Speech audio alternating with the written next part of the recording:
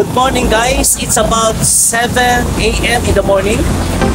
Welcome sa panibago kong vlog ngayong araw na ito.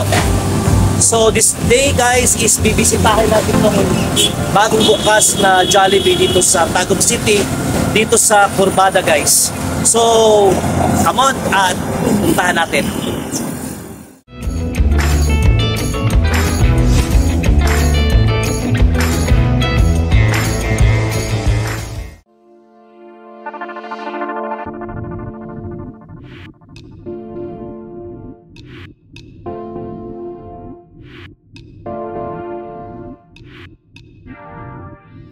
Itong Jollibee store na to guys ay ang ikawalong Jollibee store dito sa Tagum City at ikatatlong Jollibee store na may drive-thru.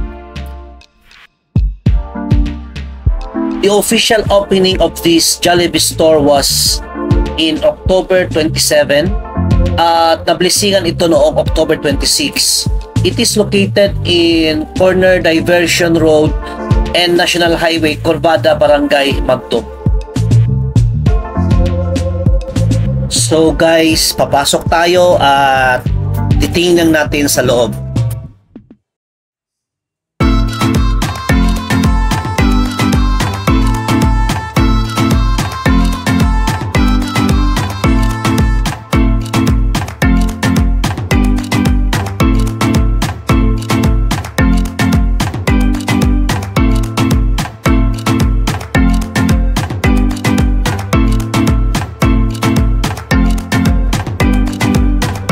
Ito ang parking space nila guys, and I think it can accommodate 10 to 12 cars.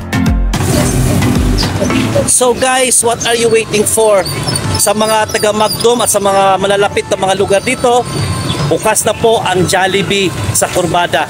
So what are you waiting for? Come and visit now the Jollibee here.